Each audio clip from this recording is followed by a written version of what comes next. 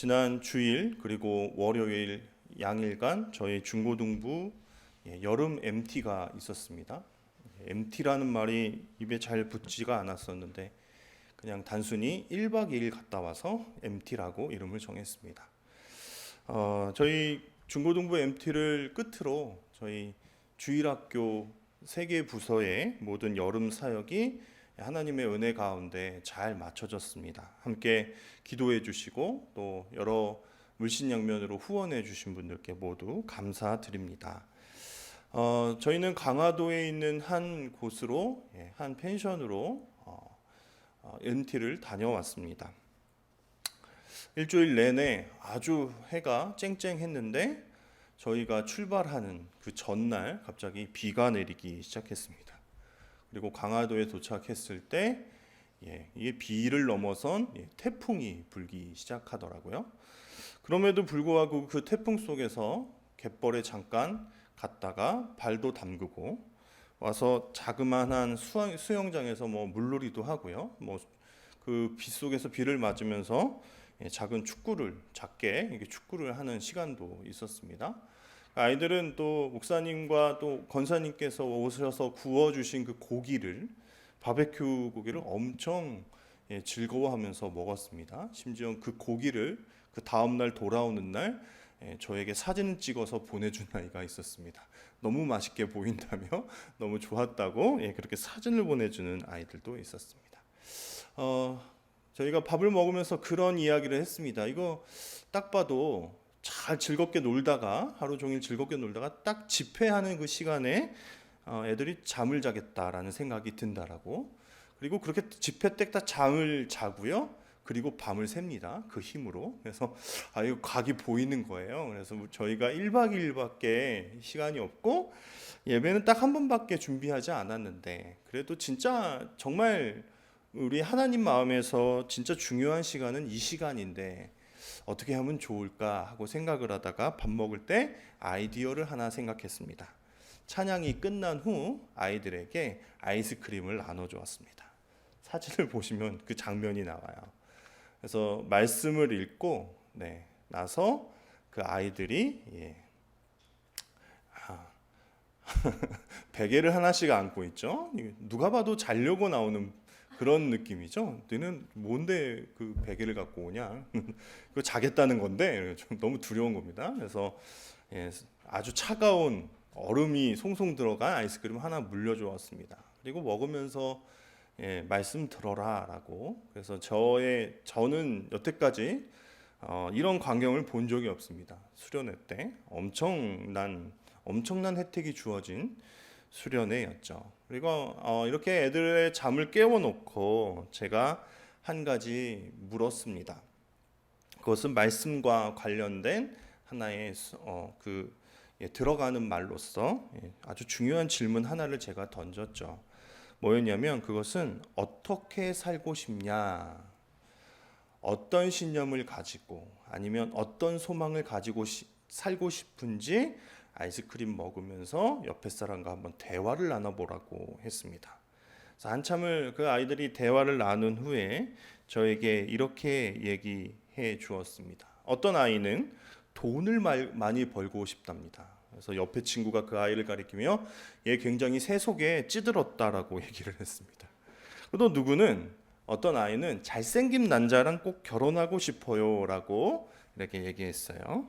그리고 또 누구는 이렇습니다. 치열하지 않고 좀 쉬엄쉬엄 살고 싶답니다. 그 얘기를 한 아이는 딱 그럴 것 같아요. 또 어떤 아이는 게임이나 하면서 그냥 이렇게 살고 싶답니다. 그리고 또 어떤 아이는 많은 사람과 인맥을 쌓고 싸우면서 살고 싶다라고 했습니다. 한번 여러분 자녀들이 있으시면 이런 질문들 한번 던져보세요. 꼭 거기다가 야 임마 그렇게 될 것 같냐? 이런 말들 이렇게 보태지 마시고 한번 그 아이들의 의견을 물어봐 주십시오. 그래서 제가 그 아이들 하나하나 얘기에 코멘트를 달아줬습니다. 그래 돈 되게 많이 필요하다. 보니까 야 이제는 부천 지역에도 아파트 값이 장난 아니야. 내가 예전에 서울에서 사역할 때 거기 옆에 탤런트 누구 살고 그러는 아파트에서 살았거든. 그때 당시에 그 아파트 값이 얼마다라고 했어. 근데 이젠 그 아파트 값과 동일한 아파트들이 우리가 사는 지역에도 있어. 경기도권으로 막 내려와. 돈 없으면 못 살아. 그래서 돈을 꼭 열심히 벌고 싶어라고 하는 이 신념, 어떤 소망, 이거 나쁜 거 아니야라고 이야기해 주었습니다. 잘생긴 남자랑 살고 싶죠. 당연하죠. 그거는 그 아이들이, 그리고 그 젊은 아이들이 가지는 아주 당연한 겁니다. 여러분만한 나이 때 벌써 저와 같이 이렇게 둥글둥글한 몸매를 가진 애랑 뭐 이렇게 살고 싶다라고 생각하는 것 자체가 여러분에게 좀 문제가 있는 거예요. 당연한 거예요라고 얘기했습니다. 다만 제 아내는 저와 산다고 얘기했습니다. 제 아내는 원래 아주 평생 아주 자신의 인생에 걸쳐서 원빈이라는 탤런트를 좋아했는데 결국 저랑 살고 있다고 그냥 조언만 해줬습니다. 뭐 치열하지 않고 쉬엄쉬엄 살고 싶죠. 게임하는 것은 너무나 재밌습니다. 그리고 많은 사람과 인맥을 쌓는 거 너무나 중요합니다. 여러분들이 사람이기에 그런 소망을 가지고 사는 거 너무나 당연하다. 하지만 여러분들이 꼭 잊지 않았으면 좋겠다. 여러분들의 그 소망이 언젠가는 벽에 부딪히고 여러분들을 더 이상 한 걸음 못 나가게끔 만드는 그런 어떤 순간이 찾아올 거다. 그거는 분명한 것이다. 라고 이야기를 해 주었습니다. 저는 적어도 오늘 말씀에 등장하는 두 사람은 이 사람들이 억지로 나 못 살아야지 라고 생각했던 사람들은 아닌 것 같아요. 첫 번째, 우리가 잘 아는 그 탕자도 자신이 욕망, 자신이 어떤 쾌락이라는 것에 갇혀 있을 뿐 그게 틀린 인생이다 아니면 굉장히 잘못 사는 거다라고 생각한 건 아닌 듯 보입니다. 그렇게 살아가는 것이 뭐 나쁘지 않다라고 여긴 것 같아요. 왜냐하면 여러 인생들을 찾아보면 그렇거든요. 뭐 종교도 안 믿고 윤회, 무슨 전생 이런 거 전혀 안 믿고 그냥 우리에게 주어진 한 7, 80년 정도의 이 땅에서의 인생이 전부라고 생각하는 사람들 꽤나 많습니다.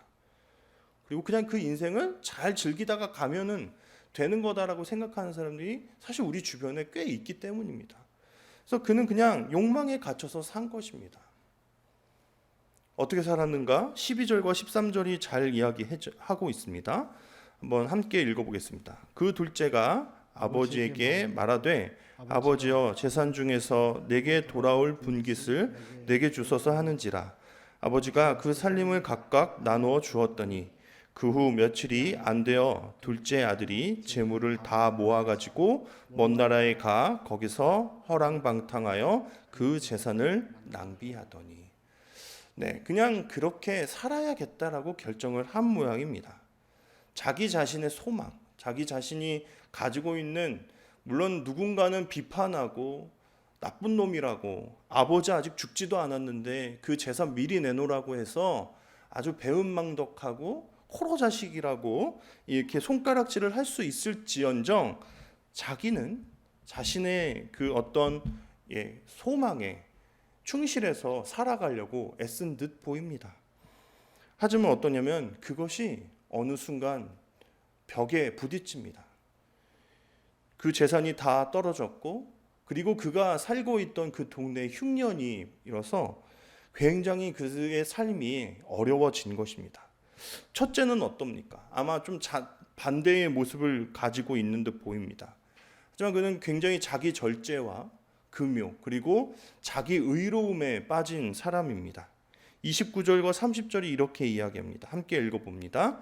아버지께 대답하여 이르되 내가 여러 해 아버지를 섬겨 명을 어김이 없거늘 내게는 염소 새끼라도 주어 나와 내 벗으로 즐기게 하신 일이 없더니 아버지의 살림을 청녀들과 함께 삼켜버린 이 아들이 돌아오매 이를 위하여 살찐 송아지를 잡으셨나이다. 우리 교회에 이런 분들 꽤 많습니다. 저도 그렇습니다. 저는 굉장히 열심히 절제하면서 아끼면서 뭐 이렇게 충성하면서 살아가려고 하는데 굉장히 자유로운 영혼, 저 탕자와 같은 사람들 교회에 꽤 있거든요. 보이면 어떻죠? 저 왜 저러냐, 그렇죠? 직접적으로 얘기를 하진 않지만 아마 다들 첫째 아니면 둘째의 그런 어떠한 경우에 속할 것입니다. 아주 반듯하게 자신의 인생을 잘 디자인해서 아버지께 충성하면서 살아가는 것, 그것이 굉장히 아주 멋진 일이라고 그는 여겼을 것입니다. 아버지께서는 두 아들에게 각각 그 재산을 나누어 줬다라고 얘기합니다. 그 당시에는 많은 그 재산의 형태가 어떤 재물의 형태로 존재하기보다는, 그렇죠, 잃어버리기 쉽고 도둑맞기 쉬우니까 땅 아니면 건물 같은 부동산에 국한되어 있죠.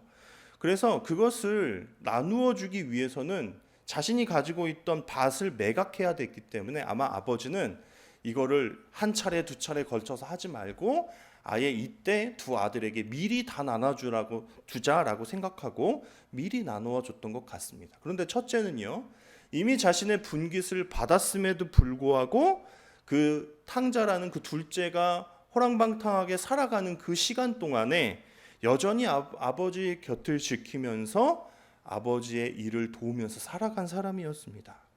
그러니 얼마나 자기가 이렇게 착실하게 살았던 그 인생이 너무나 괜찮은 듯 보였겠습니까? 아버지께서 아마 모르긴 몰라도 죽으시기 전에, 돌아가시기 전에 진짜 감춰두셨던 뭔가를 나에게 주실지도 몰라라고 생각했을지 모릅니다. 그런데 이 첫째에게도 자신이 믿고 자신이 따라갔던 그 인생이 또 벽에 부딪히고 어떤 난관을 경험하는 것을 경험합니다. 둘째가 왔는데 아버지가 그에게 아주 엄청난 잔치를 베풀어 주는 겁니다. 배알이 꼬이는 거죠. 하나님, 저는 이렇게 열심히 살아가는데 저는 왜 제 기도는 잘 안 들어주세요? 근데 교회 설렁설렁 다니고 봉사 대충대충 하는 사람들은요, 막 사업도 잘 되고요, 막 이런 어떤 질투 어린 그런 기도 한 적 누구나 있지 않으십니까? 저도 그런 적 너무 많습니다. 나보다 그 신학교에서요, 막 공부 되게 열심히 안 했어요. 막 솔직히 얘기하면요, 이런 건 제 치부이고 우리 목사들의 그 사역자들의 치부여서 말하기 싫은데, 뭐 여러 가지 수업을 같이 듣는 그 모습들을 보면 참 여러 가지 모습들이 있어요. 근데 더 좋은 데서 사역하는 것 같은 겁니다. 막 이렇게 요즘 인스타나 이런 것들 잘 발달되어 있잖아요. 이렇게 소식을 보면 얘가 이렇게 열심히 얘가 이런 데서 막 제 마음이 사실 그렇게 좋지 않더라고요. 여러분, 우리가 누구나 어떤 자기의 신념, 자기라는 어떤 기준, 내가 세운 어떠한 계획에 따라서 살아갑니다. 근데 그것이 어느 순간 그 각자의 삶의 감옥이 될 때가 있습니다. 난 이렇게 살아야 되는데, 그 벽에 갇히고 어느 순간 아무것도 할 수 없는 그러한 때가 우리 앞을 가로막는다라는 거죠. 이 두 아들 모두 다 아버지의 어떠한 이 성품을 생각했을 때 아마 아버지에게 어떤 큰 제재나 아버지의 어떤 엄격함 속에서 자라지 않았을 것으로 보입니다. 그죠? 아직 죽지도 않은 자신의 재산을 달라고 한 그 아들들에게 내어준 것을 보면 아버지는 굉장히 인자하시고 온화하시고 두 아들을 하염없이 기다리시는 분인 듯 보여요.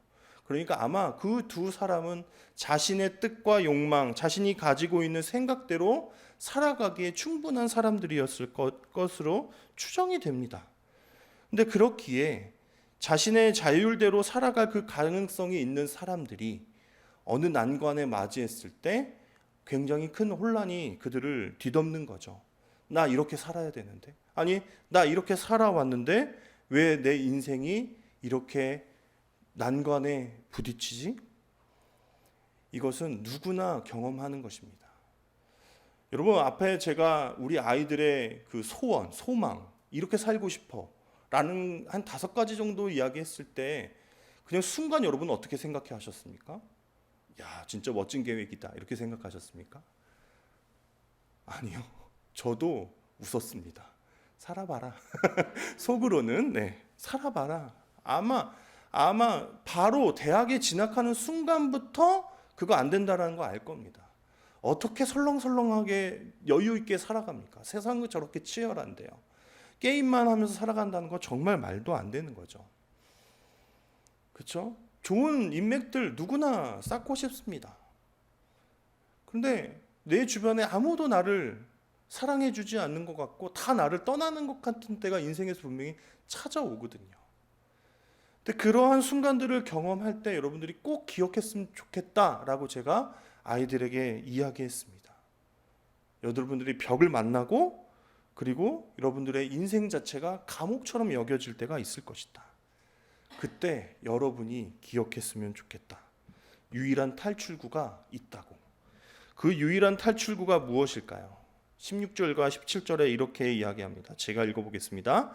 그가 돼지 먹는 주염 열매로 배를 채우고자 하되 주는 자가 없는지라. 이에 스스로 돌이켜 이르되 내 아버지에게는 양식이 풍족한 품꾼이 얼마나 많은가. 나는 여기서 주려 죽는구나. 첫째는 이렇게 생각했어야 합니다. 31절입니다. 아버지가 이르되 예 너는 항상 나와 함께 있으니 내 것이 다 내 것이로되.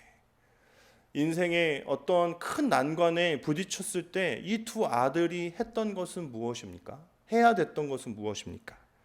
그들에게 아버지가 계시다라는 것을 깨닫는 것이었습니다.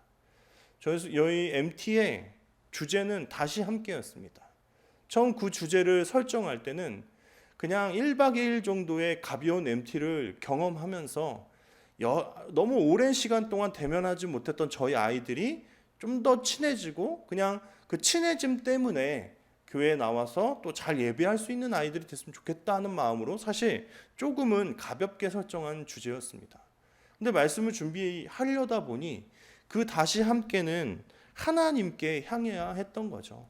그동안 비대면에 가로막혀서 코로나의 두려움에 가로막혀서 하나님께 자연스럽게 멀어졌던, 하나님을 제대로 신앙생활 할 수 없었던 그 우리 아이들의 인생이 있잖아요. 그래서 이번 MT를 통해서 물론 여러분들 친구들과 다시 친해지는 거 너무 중요한 일이다. 하지만 진짜 우리가 해야 되는 것은 아버지 앞에, 하나님 앞에 다시 서야 되는 것이다 라는 이야기를 해 주었습니다. 여러분, 이 이야기는 탕자의 이야기입니다. 그런데 저는 한 명 탕자의 이야기가 아니라 3명 탕자의 이야기다라고 생각이 들었습니다. 물론 어떤 책의 단어를 참고한 것이기도 합니다. 탕자라는 말을 표현할 때 그 영어에 프로디갈이라는 말이 있습니다. 이 프로디갈은 소진하다, 막 허비하다, 그러니까 막 흥청망청 쓰다라는 말을 그런 의미를 가지고 있는 단어입니다. 그래서 탕자를 할 때 자신의 재산을 막 흥청망청 썼던 그 사람을 향해서 프로디갈이다라고 표현할 수 있겠죠. 하지만 저는 이 3사람 모두 탕자입니다. 둘째는 아버지께서 유산으로 남겨주신 재산을 가지고 가 허랑방탕하게 탕진해 버렸습니다. 첫째는 자신의 삶을 탕진해서 아버지께 인정받는 아들이 되기 위해서 애쓰면서 살았습니다. 그것이 옳고 반듯하고 멋진 듯 보이지만 사실 그는 자신의 삶을 소비해서 아버지의 인정을 갈구하는 사람이었기 때문에 그 역시 프로디갈한 탕자인 거죠. 여기에서 최고봉 탕자는 아버지입니다. 이 아버지는 아버지 자신을 위해서가 아니라 두 아들을 위해서 자신의 삶을 탕진하셨습니다. 여러분, 두 아들은 모두 자신의 삶이 옳은 듯 살았지만 다 틀렸습니다. 하지만 다 틀렸지만 그 둘 모두는 아버지께 사랑받는 아들들이었습니다. 여러분, 우리가 옳다라고 여겨지는 그 모든 것들을 사실 돌아봐야 합니다. 우리가 인생을 굉장히 잘 살고 있는 듯 보입니다. 때로는 진짜 잘 살고 있는 것처럼 착각하는 게 저와 같은 목사님들이죠. 저는 그런 생각을 했습니다. 신학교에 갔더니 저만 빼고 목회자 자녀들이 너무나 많은 겁니다. 저는 되게 부러웠거든요. 목회자 자녀들이. 왜냐하면 저희 아버지는 그러지 못하셔서 제가 교회 가는 것들을 막 반대하고 저를 굉장히 힘들게 하셨습니다. 술 먹고 들어오셔서 맨날 저랑 옥신각신 하시고 그러셨거든요. 그래서 그 삶이 너무 지겨워서 목사님 자녀들 진짜 좋겠다. 그냥 교회 가라고, 교회 안 가면 오히려 혼나고 너무 좋지 않을까? 근데 언제 한 번은 친구들과 함께 카페에 갔는데 거기서 제가 그 세 친구를 위로하는 일이 일어났습니다. 셋 다 목회자 자녀였고 너무나 힘든 인생을 산 거예요. 그러니까 아버지, 어머니가 목회에 너무 바쁘셔서 자신을 돌아보지 못했던 거죠. 어떤 누구는 자신이 너무 속상해서 가출을 하고 돌아왔는데 아버지가 빨리 자라고 얘기를 하더래요. 가출한지도 모를 정도로 목회를 너무 바쁘게 하셨던 거예요. 그래서 오히려 술에 너무 찌들어 사셨던 아버지를 둔 제가 목회자를 아버지로 둔 세 사람을 위로하는 일이 일어났습니다. 여러분, 너무나 잘 살고 있는 듯 보이지만 사실은 그것조차 틀렸을 수 있습니다. 자신의 어떤 에너지, 힘, 그런 것들을 자신의 어느 정도 위치에 올라가고자 탕진하느라 자신의 가족들을 돌보지 못하는 사람들이 꼭 목사만이 아니더라도 너무나 많이 존재하기 때문입니다. 그래서 너무나 우리가 잘 살고 있는 듯 보이지만 사실 우리는 순간순간 우리의 인생을 돌아볼 필요가 있습니다. 내가 우리 가족들에게 잘하고 있는가? 나는 하나님 앞에 정말 바른 삶을 살고 있는가? 내가 정말 탕진해야 될 것들을 탕진하지 않고 내 소원, 내 욕망, 나의 어떠한 인격을 위해서, 나의 어떤 성공을 위해서, 명성을 위해서 그것들을 탕진하고 있는 것은 아닌가 하고 돌아볼 필요가 있습니다. 우리 모두는 잘 살고 있는 듯 보이지만 사실 우리를 위해서 굉장히 많은 것들을 탕진합니다. 하지만 아버지께서는, 하나님께서는 많은 것을 탕진하셔서 우리를 사랑하십니다. 여기 이 말씀에 등장하는 아버지도 굉장히 탕자입니다. 왜냐? 그분은 그 사람은 시간과 재물을 탕진해서 두 아들들을 사랑했습니다. 둘째 탕자가 왔을 때 아버지는 그 탕자를 집에서 맞이하지 않았습니다. 길에서 맞이했고 오히려 그 아들을 먼저 알아보고 뛰어가서 그를 안아줍니다. 어떻게 그게 가능했죠? 어쩌다가 밖에 마실 나왔는데 마주친 건가요? 많은 사람들이 이 성경을 그렇게 해석하지 않습니다. 아버지는 시간이 날 때마다 많은 시간 그 둘째 아들이 돌아오기를 기다렸습니다. 그리고 그 둘째 아들이 돌아오자 그분은 어땠죠? 자신의 있는 것들을 다 사용해서 또 그 아이들을 위한 잔치를 열었습니다. 30절을 보면 살찐 송아지를 잡았다라는 이 말에 저는 주목했습니다. 캄보디아에 갔는데 소들이 되게 파리하고 마르고 이렇게 근육질 위주의 소들이 많더라고요. 그 소를 잡는 걸 본 건 아니지만 그 소들이 재료가 된 약간 그 캄보디아 음식 중에 샤브샤브 비슷한 그런 음식이 있습니다. 그거를 대접받았는데 너무 질깁니다. 못 먹겠더라고요. 사실 솔직히 잘 안 씹혀요. 근데 그 자리에서 나온 말이 뭐였냐? 캄보디아인들도 자신들의 소가 맛이 없다라고 얘기합니다. 근데 여러분 그 소랑 이 본문에 나오는 살찐 송아지를 비교하니까 이건 너무 급이 다른 겁니다. 여러분 누가 송아지를 아직 다 자라지 않은 송아지를 잡습니까? 그렇죠? 그 당시에는 농업이 주고 이러한 소 한 마리 한 마리가 큰 재산일 텐데 이 아이를 키워서 내다 파는 것이 굉장히 효율적일 텐데 그 아직 다 자라지 않은 하지만 우리가 먹기에 굉장히 맛있는 송아지에게 굉장히 미안하네요. 네. 그 아이를 잡는다는 거. 그것이 아깝지 않은 겁니다. 그것이 뭐 비싸지 않다라의 그런 거의 여부로 판가름이 되지 않는 겁니다. 왜냐하면 죽은 것으로 여겼던 아들이 돌아왔기 때문에 그렇습니다. 그래서 저는 아이들한테 그 기도회를 하면서 이렇게 이야기해 줬습니다. 여러분 그동안 하나님을 좀 떠나서 있었던 거 괜찮다고요. 누가 다시 하나님 앞에 시작할 수 있는가? 이렇게 염치 없이 나는 재산을 다 탕진하고 허비하고 그래서 돌아가면 진짜 아버지한테 죽을 일만, 아니 내가 아들로 인정도 그냥 아들로 인정해달라고 얘기도 못 하겠습니다. 그냥 품꾼 하나로 여겨주세요라고 그러한 대사를 연습해야 했던 이 탕자가 아버지께 돌아갔던 그것.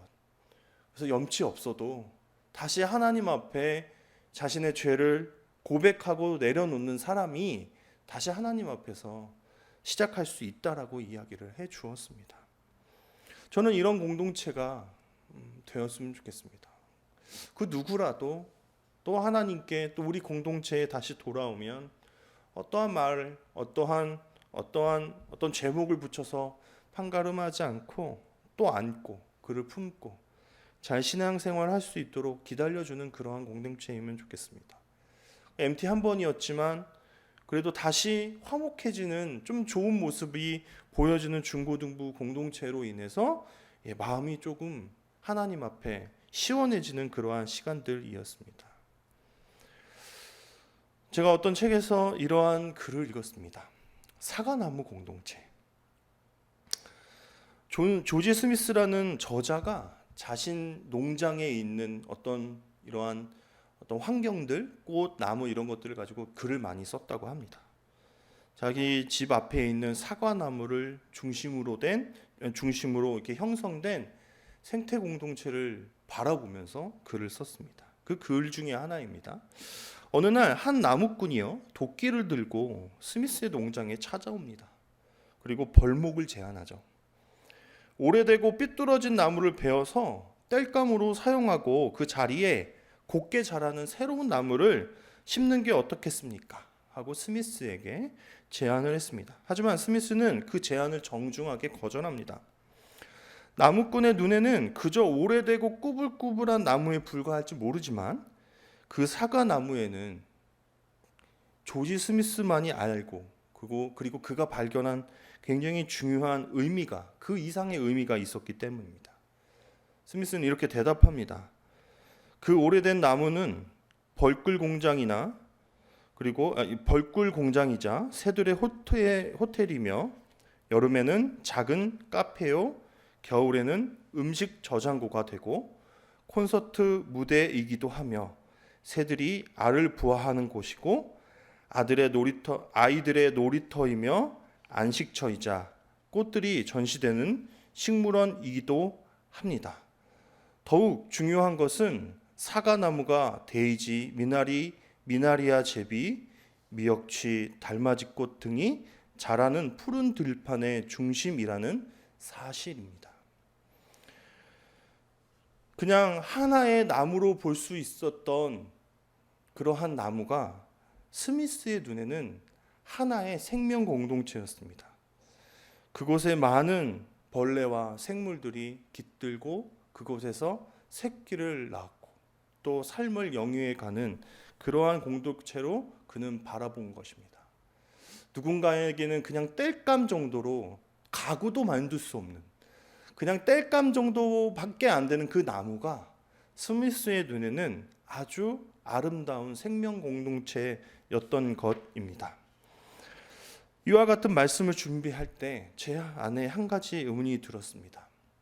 이 아이들이 그러한 아름다운 공동체를 만들어 갈 수 있는가?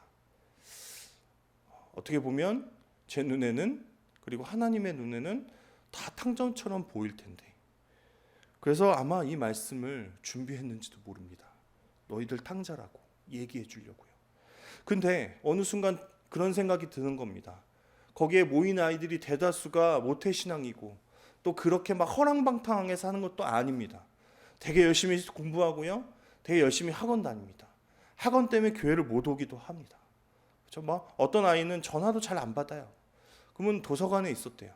이런 아이들에게 탕자라고 이야기한다는 게 되게 불편하더라고요. 하지만 제가 말씀에서 이야기했듯이 자신의 뜻을 고집하고 자기라는 어떠한 감옥에 갇힌 사람을 우리가 다 탕자라고 규정할 수 있다면 너희들은 모두 탕자이고 하나님께 돌아올 필요가 있다라고. 그래서 우리는 이렇게 기도했습니다. 불을 켜고요. 아이들이 하나님 앞에 진지하게 기도하는 시간들을 가졌습니다. 그러더니 또 열심히 기도하더라고요. 그래서 그 아이들 속에 있는 여전히 아버지 곁에 있는 어떠한 그 신앙의 뿌리, 믿음의 뿌리를 저는 발견할 수 있었습니다. 하나님께 돌아와야 될 그런 여러분들이 이 자리에 모였다고. 여러분, 저는 우리 중고등부도 또 그리고 우리 예인교회 모두도 이러한 든든한 스미스 농장에 있는 생명 공동체 사과나무처럼 그러한 든든한 뿌리 깊은 신앙 공동체이면 좋겠습니다. 예인교회에 제가 와서 처음 수련회를 준비하다가 무산됐습니다. 오자마자 코로나가 왔기 때문입니다. 저는 2년 반 만에 아이들과 처음 MT를 가졌습니다. 근데 그때 제가 MT를 준비하고 수련회 준비할 때 들리던 말이 있었어요. 예인교회의 어떤 중고등부의 전설 같은 겁니다. 어떤 전설이냐? 이 아이들은 수련회에 가면 굉장히 친해지고 막 이렇게 해요. 자라고 해도 안 자고 막 이틀 밤을 다 셉니다. 근데 이상하게 수련회만 갔다 오면 대면대면해지고 어색해진대요. 그래서 아직도 그렇게 친한 것 같지 않다라는 얘기를 너무 많이 들었습니다. 그래서 제가 그런 이야기를 했습니다. 여러분, 세상에서 많은 관계들이 있고 여러분들이 학교가 다 다르고 집이 다 멀어서 그렇게 여러분들 옆에 있는 친구들이 소중하지 않은 거 안다. 하지만 여러분 생각해 보면 여러분들이 세상에서 만난 친구들보다 훨씬 소중한 사람들이 여기에 있다. 누가 같이 여러분들의 문제를 놓고 같이 기도해 줄 수 있고 같이 와서 눈물을 흘리면서 이렇게 같이 말씀 들으면서 이렇게 할 수 있겠느냐. 그래서 여러분들 옆에 있는 신앙의 친구들을, 동료들을 든든히 여기고 그들을 소중히 여기라라고 이렇게 얘기해 주었습니다. 그것은 우리 예인교회 전체도 마찬가지죠. 우리가 어디 가서 이렇게 귀한 신앙의 동료들을 만날 수 있겠습니까? 그렇죠? 그 신앙의 동료가 없어서 너무나 힘든 신앙생활을 하는 아주 작은 교회, 개척교회들을 생각한다면 아주 이건 하나님 앞에 정말 너무 감사해야 될 제목일 수밖에 없죠. 그래서 여러분 그걸 너무 귀히 여기라라고 얘기해 주었습니다.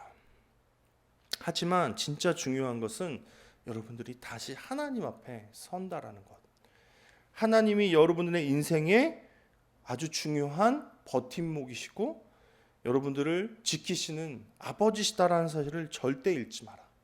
만약에 여러분들이 여러분끼리는 되게 돈독해지고 친해지고 그런데 그런 아이들, 그러한 여러분들이 사실 여러분들 중심에 하나님이 없다면 이 모임은 그냥 어디 동호회고 동아리 같은 것밖에 안 될 가능성도 굉장히 크다.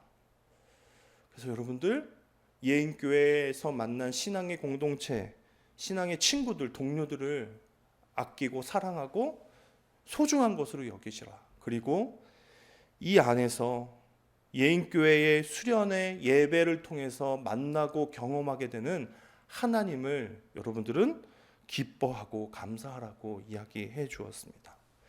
여러분, 하나님의 공동체가 하나님의 교회가 무엇으로 뿌리 깊어질 수 있겠습니까?